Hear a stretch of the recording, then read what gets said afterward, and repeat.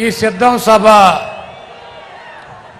నిన్న జరగాల్సినటువంటి సభ ఒకరోజు వాయిదా పడిన ఇంత ఘనంగా జగన్మోహన్ రెడ్డి గారిని దీవించడానికి ఆశీర్వదించడానికి మీ అందరూ రావటం ఆనందంగా ఉంది.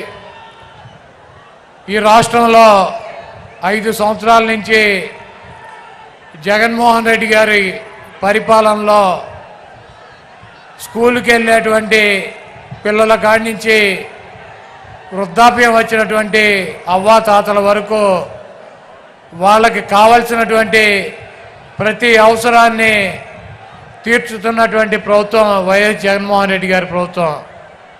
ఈరోజు గ్రామాన వార్డున సచివాలయాలు ఏర్పాటు చేసి వాలంటీర్ వ్యవస్థను తీసుకువచ్చి ప్రజలకు అందించాల్సినటువంటి ప్రతి సౌకర్యాన్ని డైరెక్ట్గా మధ్యలో ఎటువంటి దళారులు లేకుండా ప్రజల ముందుకి పాలన తీసుకొచ్చినటువంటి గాంధీ గారు కళ్ళకన్నటువంటి గ్రామ స్వరాజ్యాన్ని తీసుకొచ్చినటువంటి నాయకుడు జగన్మోహన్ రెడ్డి గారు. అదేవిధంగా స్కూలు పిల్లలకి వాళ్ళకు కావాల్సినటువంటి ఇంగ్లీష్ మీడియం విద్య, వాళ్ళకు కావాల్సినటువంటి బట్టలు, పుస్తకాలు, తిండి అన్నీ కూడా ఒక తండ్రి స్థానంలో చూసినటువంటి వ్యక్తి జగన్మోహన్ రెడ్డి గారు. అదేవిధంగా ఆరోగ్యశ్రీ ద్వారా ఈ రాష్ట్రంలో ఉన్నటువంటి అనేక మంది నిరుపేదల ప్రాణాలను కాపాడినటువంటి వ్యక్తి డాక్టర్ వైఎస్ రాజశేఖర రెడ్డి గారు. అయితే ఆయన చూపించినటువంటి దారి కన్నా 4 అడుగులు ముందుకు వేసి ఈరోజు గన్నవరం నుంచి గుడివాడ వస్తుంటే అనేక మంది ఆరోగ్య సమస్యలు ఉన్నవారు ఒక్కసారి ఆయన గనక చూపించినట్లయితే దానికి ఎంత ఖర్చు అయినా ఆయన పరిష్కారం చూపిస్తారని చెప్పి కొండంత ఆశతో ట్రీట్మెంట్ జరుగుతున్నటువంటి పిల్లల్ని కూడా తీసుకొచ్చి రోడ్డు మీద ఆయనకు చూపించాలన్నటువంటి ఉద్దేశంతో మరి అంత నమ్మకం పెట్టుకుని ఆయనకు చూపిస్తున్నారంటే ఒక వ్యక్తి మీద ఈ రాష్ట్రంలో ఉన్నటువంటి ప్రజలకు ఉన్నటువంటి నమ్మకం. అదేవిధంగా జగన్మోహన్ రెడ్డి గారిని ఎదుర్కోలేక చంద్రబాబు నాయుడు గారు ఒక కూటమి కట్టాడు, మాయ కూటమి. ఆయన వదిన పురంధరేశ్వరిని బీజేపీలో అధ్యక్షురాలను చేశాడు.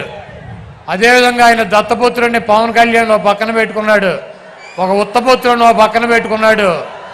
వీళ్ళందరినీ పెట్టుకుని కూడా సిద్ధం సభల ద్వారా జగన్మోహన్ రెడ్డి గారికి వస్తున్నటువంటి ప్రజాదరణని తట్టుకోలేక జగన్మోహన్ రెడ్డి గారిని రాజకీయంగా ఎదుర్కొనలేక చౌటలాగా దద్దమ్మలాగా వెనక నుంచి జగన్మోహన్ రెడ్డి గారిని భౌతికంగా ఇక్కడి నుంచి తొలగించాలన్నటువంటి ఉద్దేశంతో మరి మొన్న అర్ధరాత్రి విజయవాడలో ఆయన మీద దాడి జరిగింది. ఆయన ఎప్పుడూ ఒకటి చెప్తూ ఉంటాడు, పైన ఉన్నటువంటి దేవుడు ఆశీస్సులు ఉన్నాయి, ఇక్కడ ఉన్నటువంటి ప్రజల ఆశీస్సులు ఉన్నాయని చెప్పి.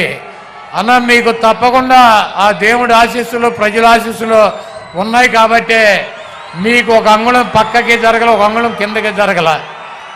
మీకు బలమైనటువంటి నుదుల మీద తగిలి అది ఆ దేవుడు మిమ్మల్ని కాపాడాడు. ఆ ప్రజల ఆశీస్సులతో మీరు రాబోయే రోజుల్లో తప్పకుండా ఇంకొక 50 రోజుల్లో ఈ రాష్ట్రానికి ముఖ్యమంత్రి అవుతారు. చంద్రబాబు కాదు కదా, వాడి బాబు ఖర్జూర నాయుడు వచ్చినా కూడా మీ ఎంట్రిక ముక్క కూడా పీకలేడు. మీ దమ్ము, మీ ధైర్యం, మీ ఉన్నటువంటి నిబద్ధత మేము దగ్గర నుంచి చూసినటువంటి వ్యక్తులం.